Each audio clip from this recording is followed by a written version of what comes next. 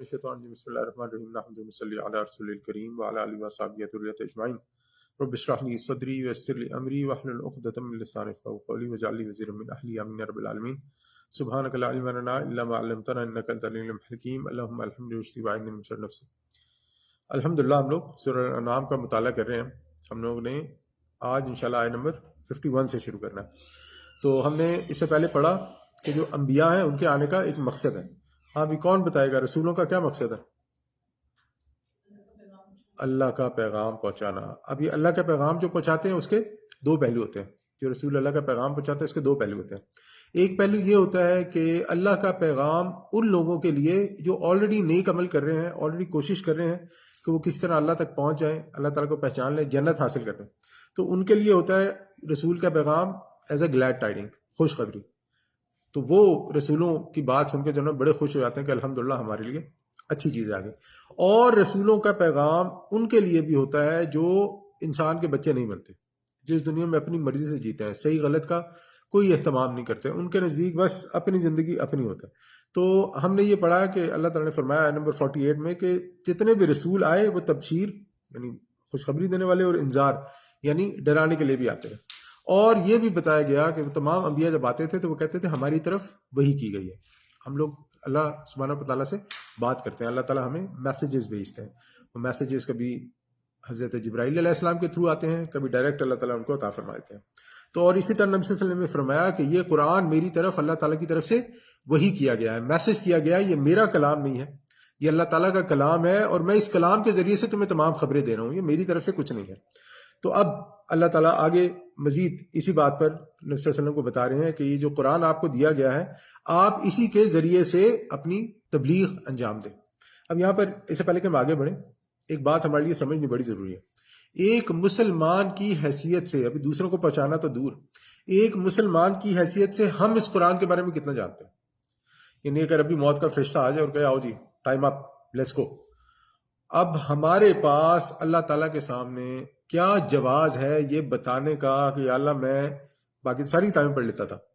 میں یہ بھی کر لیتا تھا، وہ بھی کر لیتا تھا، موویز بھی دیکھ لیتا تھا، ڈرامے بھی دیکھ لیتا تھا، یہ بھی کر، لیکن قرآن پڑھنے کا ٹائم نہیں تھا میرے پاس، ہم کیا جواب دیں گے اللہ تعالیٰ اس پر؟ یہاں پر تو اللہ تعالیٰ نے نبی صلی اللہ علیہ وسلم کو فرمانے کہ آپ نے اس قرآن کے ذریعے سے لوگوں کو پہنچانا ہے، لوگوں کو بتانا ہے، یعنی یہ قرآن آپ نے لوگوں کو پہنچانا ہے۔ تو ہمارے لیے یہاں پر ایک اور سوال کھڑا ہوتا ہے کہ ہم نے صرف قرآن اپنی نجات کے لیے نہیں پڑھنا، بلکہ ہم نے اپنی نجات کے لیے اس قرآن کو سمجھ کر لوگوں کو بھی پہنچانا ہے۔ لوگ مانے نہ مانے ان کی مرضی ہے، ہم کسی کو زبردستی منوا نہیں سکتے، ہم کسی کو زبردستی سمجھا نہیں سکتے، ہم کوشش کر سکتے ہیں کہ ہم لوگوں تک اللہ کا پیغام پہنچائیں، جو لوگوں کے سوالات ہیں اگر ہم اس کے جواب آتے ہیں ہم تو وہ دیں، اور اس کے بعد ان کا اور اللہ کا مان لیں۔ لیکن سوال یہاں پر یہ ہے کہ اللہ تعالیٰ تو نبی اکرم صلی اللہ علیہ وسلم کو فرما رہے ہیں کہ آپ لوگوں کو اس کے ذریعے سے تبلیغ کریں۔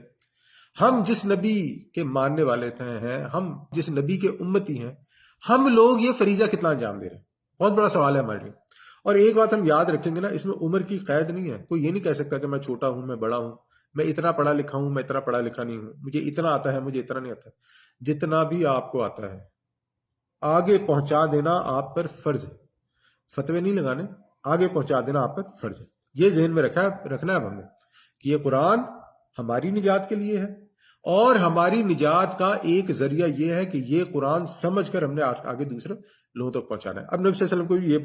بتایا جا رہا ہے۔ تو اللہ تعالیٰ فرماتا ہے نمبر 51 میں اعوذ باللہ من الشیطان الرجیم وانذر بہ الذین یخافون، تو خبردار کر دیجئے اس کے ذریعے سے، یعنی اس وحی کے ذریعے سے، اس قرآن کے ذریعے سے، یخافون ان لوگوں کو جو واقعتاً کچھ خوف رکھتے ہیں۔ خوف کس کا رکھتے ہیں؟ ان یحشروا الی ربہم، کہ وہ اپنے رب کی طرف اکٹھے کیے جائیں گے۔ ایک چیز یاد رکھیں گے ہم، جیسے پتھر پہ لکیر کی طرح اس کو یاد کر لیں، اگر انسان کو مرنے کے بعد اللہ تعالیٰ کے سامنے پیش ہونے کی یا کا خوف نہیں ہے، یا اس کی امید نہیں ہے، وہ اس پہ یقین نہیں رکھتا، تو اس قرآن کے ذریعے سے وہ کبھی بھی ہدایت نہیں حاصل کر سکتا۔ یا دوسرے الفاظ میں، جو انسان اپنی آخرت کے لیے کام نہیں کرتا اس کے لیے یہ قرآن جو ہے نا کوئی زیادہ خاص فائدہ مند نہیں ہوگا۔ تو اسے ہمیں ایک اور چیز سمجھ میں آئی کہ اس دنیا میں سب کچھ کرتے ہوئے ہماری نظر کہاں ہونی چاہیے؟ آخرت پر ہونی چاہیے، کہ میں نے ایک دن مر جانا ہے، میں نے اللہ تعالیٰ کے سامنے کھڑے ہونا ہے، میں نے اللہ تعالیٰ کو اپنے اعمال کا جواب دینا ہے۔ اگر ایک انسان کے پاس یہ سوچ نہیں ہے نا، تو یہ جتنے بھی دین کے احکامات ہیں، جتنے بھی نبی صلی اللہ علیہ وسلم کے فرامین ہیں، جتنے بھی سنتیں ہدایات ہیں، وہ انسان کہے گا کہ یہ میرے لیے مصیبتیں، صرف اس دنیا میں زبردستی مجھے ان کے ذریعے سے کنسٹرینٹ کر دیا گیا، پکڑ لیا گیا، میں جسے کہتے ہیں نا تنگ آ گیا ہوں سن کے، انا للہ و انا الیہ راجعون۔ کیونکہ شیطان سب سے پہلے یہی بلا دیتا ہے کہ مرنا بھول جاؤ، کیونکہ مرنا بھول گئے تو دنیا میں جتنے بھی اللہ تعالیٰ کے احکامات ہیں، نبی صلی اللہ علیہ وسلم کے احکامات ہیں، وہ سب انسان کے لیے غیر اہم ہو گئے۔ ہر وقت یہ بات یاد رہے کہ ہم جن کے ساتھ بھی رہتے ہیں، جن کے ساتھ بھی معاملات کرتے ہیں، جو بھی کر رہے ہیں، جو بھی کھا رہے ہیں، جو بھی پی رہے ہیں، جو بھی انٹرنیٹ پہ پوسٹ کر رہے ہیں، فیس بک پہ آ رہا ہے، انسٹاگرام پہ دیکھ رہے ہیں، کس سے بات کر رہے ہیں، اللہ تعالیٰ کے سامنے ہم نے جا کر اس کا جواب دینا ہے۔ جب یہ بات سمجھ میں آ گئی نا، تو اب یہ ذہن میں رکھیں یہ بات، اور اب اس آیت کے میں دوبارہ آپ کے سامنے ترجمہ پڑھتا ہوں، اور خبردار کر دیجئے اس کے ذریعے سے ان لوگوں کو جو واقعتاً کچھ خوف رکھتے ہیں، یا جنہیں واقعتاً کچھ خوف ہے کہ وہ اپنے رب کے سامنے کٹے کیے جائیں گے۔ تو یہ خوف ہونا چاہیے ہمیں، یہ خوف ہماری بنیاد، ہماری سے کہتے ہیں نا گٹھ میں ہونا چاہیے کہ ہم نے اللہ تعالیٰ کے سامنے جمع ہونا۔ اب یہاں پر نبی صلی اللہ علیہ وسلم کے دور کی ایک اور بات ہم دیکھیں گے، وہاں پر بہت کم لوگ ہیں جو موت کے بعد اٹھائے جانے کے منکر تھے، یعنی ایسے لوگ تھے جو یہ کہتے تھے کہ مرنے کے بعد کچھ نہیں ہوگا، لیکن کم لوگ تھے۔ زیادہ تر لوگ وہ تھے جو آخرت کے قائل تھے۔ آپ اسی لیے دیکھیں نا کہ وہ حج بھی کرتے تھے، روزے بھی رکھتے تھے، اپنی طرف سے عبادات بھی کرتے تھے، اپنی طرف سے چڑھاوے بھی چڑھاتے تھے، وہ چاہے بتوں وغیرہ کو چڑھاتے تھے، لیکن ان کے پاس کچھ تو تھا کہ یہ بت ہیں، یہ ہمارا کچھ تو ہے۔ تو اللہ تعالیٰ اس کانٹیکس میں ان کے لیے بیان فرما رہے ہیں کہ وہ یہ سمجھتے تھے کہ یہ جو بت ہیں جو خانہ کعبہ میں انہوں نے لا کے رکھ دیے ہیں، یعنی گیسز کتنے بت تھے خانہ کعبہ میں؟ 360 بت جو ہمیں فگر ملتی ہے، جو 360 بت وہاں پر خانہ کعبہ میں تھے، ان کا یہ گمان تھا کہ یہ بت ہمیں بچا لیں گے، ہم ان کو جو چڑھاوے چڑھاتے ہیں، ان کے لیے عبادتیں کرتے ہیں، ہم ان کے لیے جو بھی معاملات کرتے ہیں۔ تو اللہ تعالیٰ فرما رہے ہیں کہ بھئی یہ قرآن جو آپ کے سامنے آ گیا ہے، یہ آپ کو بتا رہا ہے کہ ایسا کوئی معاملہ نہیں ہے، آپ جو بھی کریں اللہ تعالیٰ کے سامنے جواب دیں۔ یہاں پر ایک اور چیز ہم دیکھیں کہ آج کے مسلمان میں بھی ایک بہت بڑا معاملہ جو ہے نا، خرابی والا معاملہ پیدا ہو گیا۔ وہ بھی یہ کہتا ہے کہ میں جو مرضی کروں، میں نے کلمہ پڑھ لیا ہے تو اللہ نے مجھے معاف کر ہی دینا ہے۔ اللہ تعالیٰ کی طرف سے ایسا کوئی سرٹیفکیٹ نہیں ہے، اللہ تعالیٰ کی طرف سے ایسا کوئی سرٹیفکیٹ نہیں ہے کہ اگر آپ نے کلمہ پڑھ لیا ہے تو آپ کو سزا نہیں ملے گی۔ اس لیے ہمیں دھیان رکھنا چاہیے۔ پھر آگے اللہ تعالیٰ فرماتا ہے لیس لہم من دون ولی، اس حال میں کہ ان کے لیے نہیں ہوگا اللہ کے سوا کوئی حمایتی اور نہ کوئی سفارش کرنے والا۔ یہ جو باطل معبودوں کو وہ مانتے تھے نا، اللہ تعالیٰ فرما رہے ہیں کہ یہ تمہارے حمایتی اور سفارش کرنے والے نہیں بنیں گے۔ ولا شفیع، نہ کوئی حمایتی ہوگا، ولی ولا شفیع، اور نہ کوئی سفارش کرنے والا ہوگا۔ لعلہم یتقون، شاید کہ ان میں کچھ تقوی پیدا ہو جائے، یعنی جب آپ انہیں یہ سمجھائیں گے کہ یہ بت ہے آپ کے کسی کام کے نہیں ہے، تو اس طرح سمجھانے سے شاید ان کے لیے ان کے اندر کوئی تقوی پیدا ہو جائے۔ یہاں پر ایک اور معاملہ بڑا ضروری ہے ہماری سمجھنا، شفاعت آخرت میں ہے، انٹرسیڈنگ انگلش میں جسے کہتے ہیں، وہ آخرت میں ہے، لیکن ان کے لیے جو مومن ہوں گے، جو بلیورز ہیں، جو اللہ تعالیٰ کو ماننے والے ہیں، رسول صلی اللہ علیہ وسلم کی سنتوں پر، حدیثوں پر عمل کرنے والے ہیں۔ لیکن ہوتا یہ ہے، یا ان کے ساتھ یہ معاملہ ہو گیا کہ اپنی کمزوری کی وجہ سے ان سے کچھ غلطیاں سرزد ہو، ان کے لیے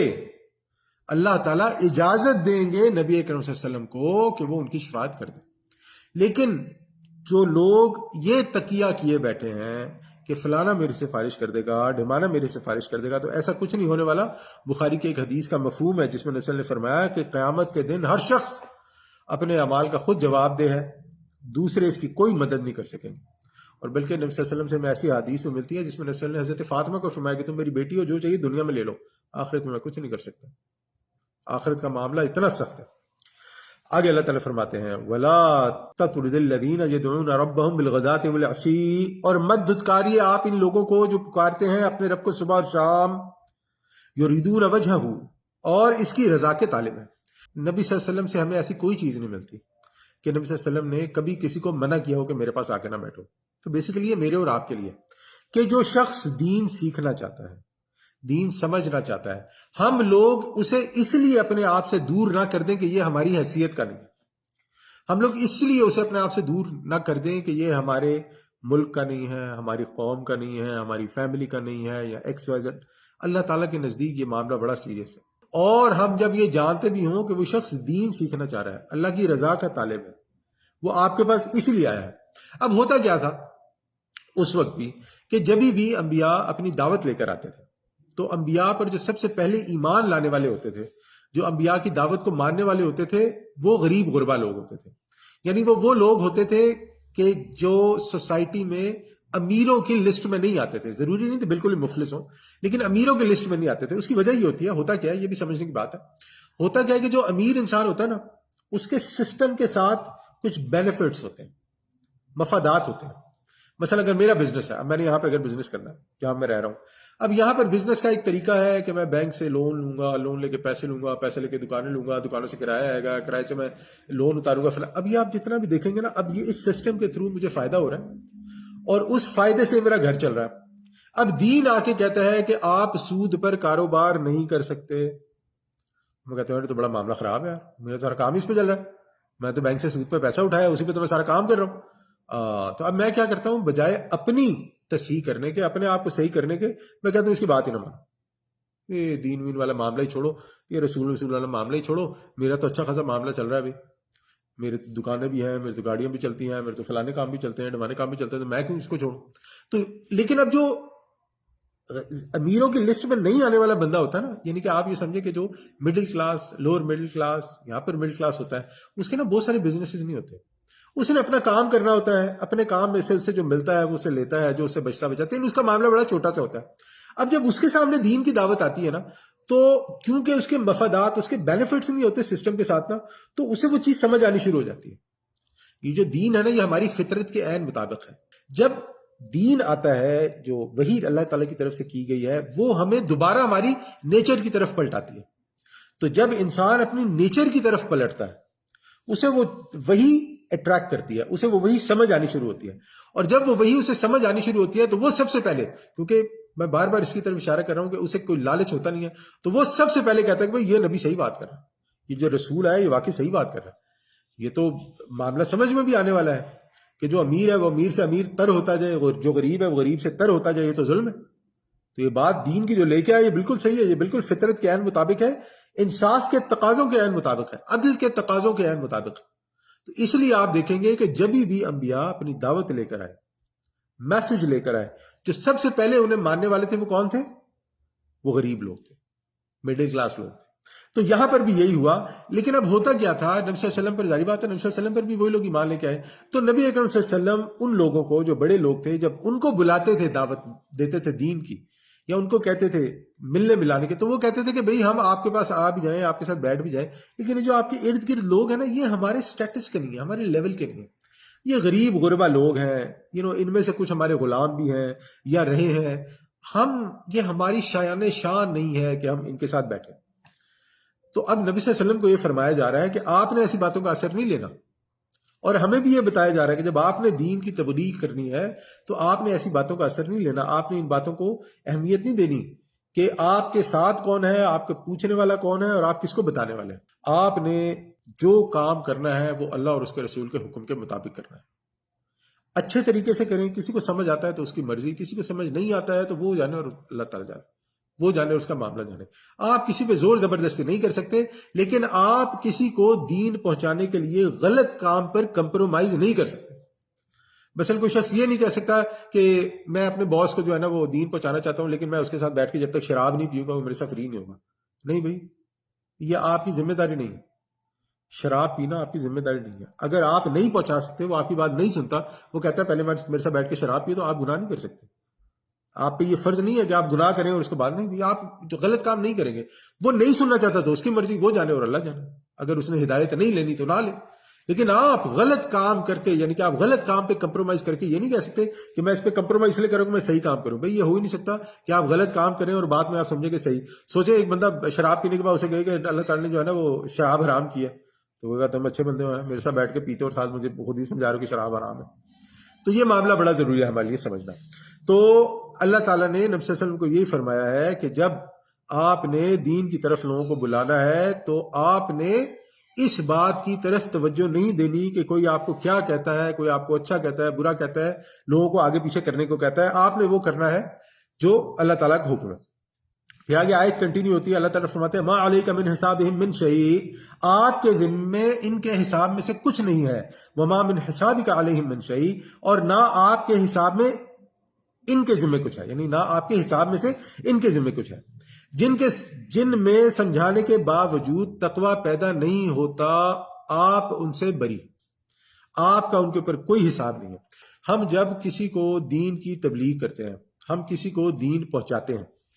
اگر وہ ہماری بات نہیں مانتا for whatsoever X Y Z reason, اس کی بات نہ ماننے کا مطلب یہ نہیں ہے کہ ہماری اس کے ساتھ دشمنی شروع ہوگی، نہ ہی اس کی ہماری بات نہ ماننے کا یہ مطلب ہے کہ ہم اسے پسند نہیں کرتے، نہیں، ہم نے اس کے سامنے ایک بات پیش کی، اسے سمجھ آتی ہے تو اچھی بات ہے، اگر اسے سمجھ نہیں آتی ہے تو ہم ہمت نہیں ہاریں گے، یعنی ہم اس سے قطع تعلق نہیں کریں گے، الا یہ کہ وہ ہمیں بھی برائی کی طرف دعوت دے رہا ہو، ہم ان لوگوں سے قطع تعلق نہیں کریں گے، ہم اچھے طریقے سے ان کے ساتھ تعلق قائم رکھیں گے، اچھے طریقے سے اپنی بات ان تک پہنچاتے رہیں گے، کیا پتہ اللہ تعالیٰ کس کے دل پہ کب اثر کر دے۔ اب نبی اکرم صلی اللہ علیہ وسلم جب مکہ میں تھے، لوگوں کو دعوت دیتے تو لوگ کیسی کیسی گھٹیا اور فضول باتیں نبی صلی اللہ علیہ وسلم کو بولتے تھے، یعنی کیسے کیسے غلط ناموں سے نبی صلی اللہ علیہ وسلم کو پکارتے تھے، تو کیا نبی صلی اللہ علیہ وسلم نے گیو اپ کر دیا؟ کیا نبی صلی اللہ علیہ وسلم نے چھوڑ دیا؟ نہیں، نبی صلی اللہ علیہ وسلم نے کچھ نہیں چھوڑا، نبی صلی اللہ علیہ وسلم نے اپنا تعلق ان کے ساتھ مکمل طور پر قطع نہیں کیا، نہ ہی نبی اکرم صلی اللہ علیہ وسلم ان سے دور ہوئے، بلکہ نبی صلی اللہ علیہ وسلم اچھے طریقے سے، احسن طریقے سے اپنی دعوت ان تک پہنچاتے رہے، اور یہی کام ہم نے کرنا ہے۔ ہم نے کسی کے بارے میں بھی کبھی یہ نہیں سوچنا کہ یہ تو ہے ہی ایسا، اللہ نے اس کے ذمہ جو ہے نا وہ ہدایت نہیں لکھی، یہ معاملہ کبھی نہیں ہونا چاہیے، کیونکہ جب آپ نے یہ کیا تو مطلب آپ ججمنٹل ہو گئے، آپ نعوذ باللہ سمجھ رہے ہیں کہ اللہ تعالیٰ نے جو نا آپ کو یہ حق دے دیا کہ آپ لوگوں کو کہے کہ ان کے جو نا اس میں قسمت میں ہدایت ہے یا نہیں ہے، آپ ایسا نہیں کر سکتے۔ ہر شخص اپنے اعمال کا خود ذمہ دار ہے، اپنی کمائی کا خود ذمہ دار ہے، آپ کا فرض دین پہنچانا ہے، آپ اس کو پورا کریں، جو وہ اس کا طرز عمل ہے اس کو اس کے مطابق اجر دیا جائے گا، جو آپ کا طرز عمل ہے آپ کو اس کے مطابق اجر دیا جائے گا۔ پھر آگے اللہ تعالیٰ دوبارہ اس پہ انسسٹ کرتے ہیں، فَتَتْرُدَهُمْ، اگر بالفرض، نبی صلی اللہ علیہ وسلم یہ کر نہیں سکتے ہیں، لیکن اگر بالفرض آپ نے انہیں اپنے سے دور کر ہی دیا تو پھر کیا ہوگا؟ فَتَكُونَ مِنَ الظَّالِمِينَ، تو آپ ظالموں میں سے ہو جائیں گے، یعنی آپ ایسا نہیں کر سکتے۔ اور اس میں نا ہم ایک اور چیز سمجھیں گے، جب بھی کوئی شخص دین کا کام کرتا ہے نا، جب بھی جو دین کا کام کرتا ہے اس پر مختلف قسم کے امتحانات آتے رہتے ہیں، اور یہ بھی ان امتحانوں میں سے ایک امتحان ہے کہ آپ کے پاس کس قسم کے لوگ آتے ہیں، کیا آپ ان میں سلیکٹو ہو جاتے ہیں، کیا آپ ان لوگوں کی کیٹیگریز کرتے ہیں، کیا آپ ان لوگوں میں فرق کرتے ہیں، کیا آپ ایسا تو نہیں ہے کہ جو اچھے مومن ہیں، اچھی آپ کی بات پہ دین پہ عمل کرنے والے ہیں انہیں اس لیے دور کر دیتے ہیں کہ جو بڑے سٹیٹس کے لوگ ہیں انہیں آپ نزدیک لانا چاہتے ہیں۔ یہ سارے معاملات بڑے امپورٹنٹ ہیں، اسی لیے نا دین کا کام کرتے ہوئے جب تک انسان کی نیت خالصتاً اللہ کے لیے نہیں ہوگی نا، انسان بہت سارے معاملات میں پڑھ کے جو ہے نا ٹھوکر کھا جائے۔ آگے اللہ تعالیٰ فرماتے ہیں وَكَذَلِكَ فَتَنَّا بَعْضُهُمْ بِبَعْضٍ، اسی طرح ہم نے ان میں سے بعض کو بعض کے ذریعے سے آزمایا۔ اللہ تعالیٰ فرما رہے ہیں کہ یہ بھی ایک اللہ تعالیٰ کی آزمائش کا طریقہ ہے کہ صاحب حیثیت شخص یہ غور کرے کہ جو بات اس سے کہی جا رہی ہے وہ صحیح ہے یا غلط ہے، اس چیز پہ غور نہ کرے کہ بتانے والا کون ہے۔ یہ ایک اور بڑا امپورٹنٹ پوائنٹ ہے، مثال کے طور پہ میں کوئی دینی کام کرنے والا ہے، میں اس کی فلسفی سے ایگری نہیں کرتا، یعنی وہ جو بات دین کی کرتا ہے for whatsoever X Y Z reason میں اسے ایگری نہیں کرتا، لیکن میں اس کی نیت پہ شک نہیں کر سکتا، بھئی وہ اللہ کا کام کر رہا ہے، یعنی میں اسے ایگری نہیں کرتا ہوں، میرے واٹ سو ایور ریزن ہے، ہو سکتا ہے میں غلط ہوں، لیکن میں اس شخص کی نیت پر کوئی شک نہیں کر سکتا کہ یہ شخص دین کے لیے کام نہیں کر رہا۔ تو ہم بھی یہ دیکھیں گے کہ جب کوئی مبلغ کی حیثیت سے ہم تک دین کی بات پہنچاتا ہے تو ہم اس شخص کو جج نہ کریں کہ یہ تو فلانی کنٹری کا ہے، یہ تو فلانے بیک گراؤنڈ کا ہے، یہ تو فلانی ذات کا ہے، یہ تو فلانے فرقے کا ہے، یہ تو فلانے، ہم نے یہ نہیں کرنا، ہم نے یہ دیکھنا ہے کہ جو بات وہ پہنچا رہا ہے وہ اللہ اور اس کے رسول کے مطابق ہے یا نہیں، اگر ہے تو الحمدللہ، اگر نہیں ہے تو ہم اسے اچھے طریقے سے کہیں گے بھئی میں آپ سے یہ جو آپ بات فرما رہے ہیں اللہ اور رسول کے مطابق نہیں لگ رہی ہے، دلیل پیش کریں۔ بہرحال آگے اللہ تعالیٰ فرماتا ہے لِيَقُولُوا أَهَٰؤُلَاءِ مَنَّ اللَّهُ عَلَيْهِمْ مِن بَيْنِنَا، تاکہ وہ کہیں کہ کیا یہی لوگ ہیں جن پر اللہ تعالیٰ نے خاص انعام کیا ہے ہم میں سے۔ یعنی جب اللہ تعالیٰ ٹیسٹ لیتے ہیں، آزمائش کرتے ہیں، تو اب یہ جو پیسے والے ہوتے ہیں نا، پیسہ اپنے ساتھ بہت سارے پرابلمز بھی لے کے آتا ہے، خیر بھی لے کے آتا ہے، پرابلمز بھی لے کے آتا ہے۔ اس میں نا ایک پرابلم یہ بھی ہوتا ہے کہ پیسہ انسان کو یہ کانفیڈنس دے دیتا ہے کہ جو مجھے سمجھ میں آئی نا چیز وہ اور کسی کو سمجھ میں آئی، اسی لیے تو میرے پاس پیسہ ہے، اسی لیے تو میرے پاس یہ ہے، اسی لیے تو میرے پاس وہ ہے۔ اب یہاں نا ہم ایک اور چیز سمجھے کہ نبی اکرم صلی اللہ علیہ وسلم کے زمانے میں پینے کا پانی بہت بڑی نعمت تھا، یعنی پینے کا پانی آسانی سے اویلیبل نہیں ہوتا تھا. آپ کو یاد ہوگی وہ واقعہ کہ حضرت عثمان علیہ السلام نے، حضرت عثمان رضی اللہ تعالیٰ عنہ نے ایک کنواں خرید کے مسلمانوں کے لیے وقف کر دیا تو نبی صلی اللہ علیہ وسلم نے جنت کی بشارت دے دی اس پہ، ایک کنواں وقف کرنے پہ. پانی اتنی بڑی نعمت تھا. تو آج تو ہم جو زندگی گزار رہے ہیں، یعنی یہاں پر اس کنٹری میں، اس ملک میں رہنے والا جو سب سے کم تر بندہ بھی ہے جو نوکری کرتا ہے، اس کے پاس بھی انٹرنیٹ ہے، گاڑی ہے، موبائل ہے، اور پتہ نہیں ہر قسم کی جو ہے نا وہ سہولت ہے. ٹھیک ہے کم زیادہ ہوگی، کوئی 2-4 کم زیادہ ہوں گی، تو اس کے پاس بھی بہت، اس کی زندگی بہت ساری سہولتوں سے بھری ہوئی ہے کمپیئر ٹو جو نبی صلی اللہ علیہ وسلم کے زمانے میں لوگ تھے. تو کیا نعوذ باللہ ہم یہ سمجھے کہ وہ لوگ کمتر تھے اور ہم لوگ ان سے بہت اعلیٰ ہیں؟ نہیں بھی، ایسا نہیں ہے. اگر کسی کے پاس اللہ تعالیٰ کی نعمتیں ہیں تو اس کا مطلب یہ نہیں ہے کہ وہ کوئی اللہ کا چنیدہ بندہ ہے. الحمدللہ اللہ تعالیٰ نے اسے دیا ہے، کیا پتہ اللہ تعالیٰ اسے امتحان لے رہے ہوں، کیا پتہ اللہ تعالیٰ اس کی نیکیوں کا سارا صلہ اسے یہیں دے رہے ہیں، آخرت میں سے کچھ بھی نہ ملے، یا کیا پتہ ہے کہ اور کیا معاملہ ہم نہیں جانتے. پھر آگے وہ فرماتے، آگے اللہ تعالیٰ فرماتا ہے الیس اللہ بعالم بالشاکرین، تو کیا اللہ زیادہ واقف نہیں ہے ان سے جو واقعتاً اس کے شکر ادا کرنے والے ہیں. اس میں نا ایک مسلم کی حدیث ہے جس میں نبی صلی اللہ علیہ وسلم نے فرمایا اللہ تعالیٰ تمہاری حیثیت کو نہیں دیکھتا، بلکہ اللہ تعالیٰ تمہارے دل اور تمہارے اعمال کو دیکھتا ہے. تم لوگ کس نیت سے عمل کر رہے ہو، تمہارے دل میں کیا ہے. کہ ہم کبھی بھی یہ نہ سمجھیں کہ اگر ہمیں کسی پر فضیلت ہے تو جو ہم سے کم تر ہے وہ اللہ تعالیٰ کے نیک بندہ نہیں ہے. اللہ تعالیٰ کا فضل کسی پہ بھی ہو سکتا ہے، اللہ تعالیٰ کسی کو کچھ کہتا ہے. اب وہاں پر ان کے پاس ایک اور بڑا مسئلہ تھا. ایک تو یہ صحابہ کے معاملے میں وہ کہتے تھے کہ صحابہ جو ہیں وہ آپ کے جو ایمان لائے ہیں وہ غریب غربا ہیں، اور دوسرا وہ نبی اکرم صلی اللہ علیہ وسلم پر بھی طعن کرتے تھے نعوذ باللہ کہ یہ جو ہے بغیر یعنی کہ باپ پہلے فوت ہو گیا، ماں جو ہے وہ جلدی فوت ہو گئی، پھر دادا بھی فوت ہو گیا. ان کو ڈر لگتا ہے نبی صلی اللہ علیہ وسلم کے ایسے بات کرتے ہیں کہ وہ نبی صلی اللہ علیہ وسلم پر بھی یہ طعنے کستے تھے کہ جو ہے نا مکہ میں اتنے بڑے بڑے سرمایہ دار اور سردار لوگ تھے تو اللہ تعالیٰ کو یہ کہ یہی ایک بندہ ملا تھا. تو ہم یہ جانیں گے کہ اس وقت بھی یہی بات تھی کہ اللہ تعالیٰ ہی بہتر جانتا ہے، اللہ تعالیٰ کی حکمت کامل ہے، اللہ تعالیٰ کا منصوبہ کامل ہے، ہم نہیں جانتے کیا ہے. آج بھی ہم یہ بات سمجھیں گے کہ جو بھی ہمارے ساتھ ہو رہا ہے، ہمارے محبت کرنے والوں کے ساتھ ہو رہا ہے، گھر والوں کے ساتھ ہو رہا ہے، اس کا آگے کیا ہے ہم نہیں جانتے. اگر کسی پہ کوئی اچھائی آئی ہے، کسی پہ کوئی مصیبت آئی ہے، کوئی کسی مشکلات سے گزر رہا ہے، ہم کبھی بھی کسی کے بارے میں ججمنٹل نہیں ہوں گے. ہم نہیں جانتے ہیں کہ یہ کیوں ہو رہا ہے، ہم یہ جانتے ہیں کہ اللہ تعالیٰ کسی کے ساتھ ظلم نہیں کرتا. دیکھیں اللہ تعالیٰ جتنا مجھے پیار کرتا ہے نا، اللہ تعالیٰ اتنا ہی پیار باقی اپنی مخلوق کو بھی کرتا ہے، کیونکہ سب اللہ تعالیٰ کے بنائے ہوئے ہیں. کوئی مرد ہے، کوئی عورت ہے، کوئی بچہ ہے، کوئی بوڑھا ہے، کوئی بڑا ہے، جو بھی ہے سب کے سب اللہ تعالیٰ کے بنائے ہوئے ہیں، سب کے سب اللہ تعالیٰ کو محبوب ہیں. اللہ تعالیٰ نے ہی سب کو بنایا ہے جیسا بنایا ہے. مجھے یہ کوئی حق نہیں ہے کہ میں کسی کے مرد ہونے پر، کسی کے عورت ہونے پر، کسی کے امیر ہونے پر، کسی کے غریب ہونے پر یا کسی اور وجہ سے میں اس کو یہ کہوں کہ بھئی مجھے اس پر زیادہ فضیلت حاصل. فضیلت صرف تقویٰ کی ہے، تقویٰ انسان کے دل میں ہوتا ہے، اور دل کا حال اللہ تعالیٰ کے علاوہ کوئی نہیں جانتا، یہ کوئی نہیں جانتا. تو بہرحال پھر آگے اللہ تعالیٰ نے وسلم کو فرما رہا ہے کہ آپ کا معاملہ جو ہے کیسا ہونا چاہیے لوگوں کے ساتھ. یہ جو آپ کے پاس لوگ آتے ہیں جو سٹیٹس میں کم ہے، امیروں سے کم ہے، آپ کا کیسا معاملہ ہونا چاہیے ان کے ساتھ. تو اللہ تعالیٰ فرماتے ہیں وَإِذَا جَاءَكَ الَّذِينَ يُؤْمِنُونَ بِآيَاتِنَا، جب آپ کے پاس آئے وہ لوگ جو ہماری آیات پر ایمان رکھتے ہیں، فَقُلْ سَلَامٌ عَلَيْكُمْ، تو آپ ان سے کہیں کہ تم پر سلامتی ہو. اللہ تعالیٰ فرماتے ہیں كَتَبَ رَبُّكُمْ عَلَى نَفْسِهِ الرَّحْمَةِ، تو آپ ان سے کہیں کہ تمہارے رب نے اپنے اوپر رحمت کو لازم کر لیا ہے. أَنَّهُ مَنْ عَمِلَ مِنْكُمْ سُوءًا بِجَهَالَةٍ، اور یہ جو رحمت اللہ نے تخاص کی ہے اس کا مظہر کیا ہے کہ تاکہ تم میں سے جو کوئی کسی برے کام کا ارتکاب کر بیٹھے گا جہالت کی بنا پر، ثم تاب من بعدہ، پھر وہ اس سے توبہ کر لے گا، وَأَصْلَحَ، اور اصلاح کرے گا. دو چیزیں آئی ہیں کہ انسان نے اگر غلطی کر لی تو توبہ کرے اور اصلاح کرے تو کیا ہوگا، فَإِنَّهُ غَفُورٌ الرحیم، تو یقیناً اللہ تعالیٰ بخشنے والا اور مہربان ہے. یعنی جو آپ کے پاس آتے ہیں، ایمان لے کے آتے ہیں، اسلام قبول کرتے ہیں، اگر ان سے زمانے جہلیت میں گناہ ہو گئے تھے تو اللہ تعالیٰ نے توبہ کی وجہ سے ان کے گناہ معاف کر دیے. کہ جب انسان اسلام میں داخل ہوتا ہے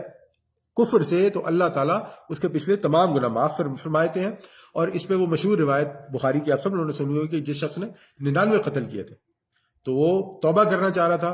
پھر وہ ایک عابد کے پاس گیا، اس نے کہا کہ اللہ تعالیٰ معاف فرما دیں گے، اس نے کہا نہیں، اس نے 100واں قتل اس کا کر دیا. پھر وہ عالم کے پاس گیا تو عالم نے کہا کہ اللہ تعالیٰ ہر چیز کو معاف فرمانے والے ہیں، تم بس یہاں سے نکلو اور دوسری بستی میں چلے جاؤ. دوسری بستی کی طرف جا رہا تھا تو موت کے فرشتے آ گئے اور اس کی روح قبض کر لی. اب جب وہاں پہ اس کی روح قبض ہوئی ہے تو وہ جنت کے فرشتے بھی آ گئے، جہنم کے فرشتے بھی آ گئے، اچھے بھی آ گئے اور جو ہے نا وہ ڈرانے والے وہ بھی آ گئے. تو پھر وہاں بات کو شارٹ کرتے ہوئے پھر انہوں نے کہا کہ جی ایسا کرتے ہیں کہ وہ نکل گیا تھا اپنی بستی سے اور نیک لوگوں کی بستی کی طرف جا رہا تھا، تو ہم رستہ ناپ لیتے ہیں کہ کس کی طرف زیادہ ہے اور کم ہے. اگر وہ نزدیک ہوا نیک لوگوں کی طرف تو نیک فرشتے روح لے جائیں گے، یعنی کہ جو اچھے اعمال والے ہیں، اگر نہیں تو دوسرے فرشتے لے جائیں گے. تو حدیث میں یہ بھی آتا ہے کہ اللہ تعالیٰ نے اس بستی کو قریب کر دیا اس کے، اور پھر اس کی روح جو ہے وہ نیک فرشتے لے. تو یہ ہے توبہ، اللہ تعالیٰ کی رحمت کا مظہر، اللہ تعالیٰ کی طرف پلٹنے کا مظہر. ہم لوگ کبھی بھی یہ نہ سوچیں کہ اگر میں اللہ تعالیٰ کی طرف پلٹوں گا تو میرے ساتھ کیا ہوگا. انشاءاللہ اچھا ہی ہوگا. اللہ تعالیٰ کی طرف پلٹنے والے کے ساتھ کبھی بھی برا نہیں ہوتا. پھر آگے اللہ تعالیٰ فرماتے ہیں وَكَذَلِكَ نُفَصِّلُ الْآيَاتِ، اور اسی طرح ہم اپنی آیات کو تفصیل سے بیان کرتے ہیں. کیوں بیان کرتے ہیں؟ وَلِتَسْتَبِينَ سَبِيلُ الْمُجْرِمِينَ، تاکہ مجرموں کا رستہ واضح ہو جائے. یعنی لوگ جو ہم آپ کے سامنے آیات اپنے بیان کر رہے ہیں، تفصیل سے بیان کر رہے ہیں، لوگ اس پہ غور و فکر کریں اور مجرموں کا رستہ کون سا ہے وہ بھی پتہ لگ جائے، اہل حق کا رستہ کون سا ہے وہ بھی پتہ لگ جائے. دین کے بارے میں نا ایک چیز یاد رکھیں کہ دین میں نیکی اور بدی کو کھول کھول کر بیان کر دیا گیا. جو حرام اور حلال کے معاملات ہیں نا وہ دین میں بالکل واضح ہیں. اور وہ مشہور حدیث ہم سب اس کے بارے میں جاتے ہیں کہ نبی صلی اللہ علیہ وسلم نے بنایا کہ حلال بھی واضح ہے، حرام بھی واضح ہے، اس کے بیچ میں نے جو ہے نا وہ جو ڈاؤٹ فل چیزیں ہیں ان سے بچو. جو ان سے بچ گیا اس نے اپنے آپ کو جو ہے نا بچا لیا. تو دین میں حلال بھی واضح ہے، حرام بھی واضح ہے، لیکن ایک چیز جو سب سے امپورٹنٹ ہے یا جس پر یہاں پر جو اللہ تعالیٰ نے بیان کیا ہے کہ ہم لوگ غور و فکر کریں تاکہ ہمیں پتہ لگ جائے ہم نے کون سا راستہ نہیں لینا ہے. جب تک تفکر نہیں کیا جائے گا، قرآن پر تدبر نہیں کیا جائے گا، یہ قرآن آپ کے کسی کام نہیں آئے گا. قرآن سے ثواب مل جائے گا، ایک لفظ پہ 10 نیکیاں بھی مل جائیں گی، اللہ تعالیٰ کی رحمتیں بھی مل جائیں گی، لیکن قرآن کا مقصد جو ہدایت ہے وہ حاصل نہیں ہو سکے گا. اسلام پر عمل کرنے کے لیے، ہدایت کے لیے ہمارے لیے یہ بڑا ضروری ہے کہ ہم قرآن کو اپنا اوڑھنا، بچھونا، سونا، جاگنا، اٹھنا، بیٹھنا بنائیں. تو اپنی بات کو یہیں تک ہی رہنے دیتے ہیں، آیت نمبر 55 تک ہی رہنے دیتے ہیں. تو ہم اللہ تعالیٰ سے دعا کرتے ہیں کہ ہم نے جو بھی پڑھا اللہ تعالیٰ اس پر عمل کرنے کی، اس کو سمجھنے کی سب توفیق عطا فرمائے. اللہ تعالیٰ اس قرآن کو ہمارے لیے آسان فرما دے، اللہ تعالیٰ دین کو ہمارے لیے آسان فرما دے، اللہ تعالیٰ دین کو سمجھنا آسان فرما دے، سمجھانا آسان فرما دے، دین پہ عمل کرنا آسان فرما دے. اللہ تعالیٰ ہمیں اس دین کی خدمت کے لیے چن لے، اللہ تعالیٰ ہماری آل اولاد کو اس دین کی خدمت کے لیے چن لے. اللہ تعالیٰ ہمارے لیے معاملات کو آسان فرما دے، اللہ تعالیٰ ہماری محبت کرنے والوں کے لیے معاملات کو آسان فرما دے. وصلی اللہ تعالیٰ علی خیر خلق اجمعین برحمتک یا ارحم الراحمین، وآخر دعوانا الحمد للہ رب العالمین، وجزاکم اللہ خیر.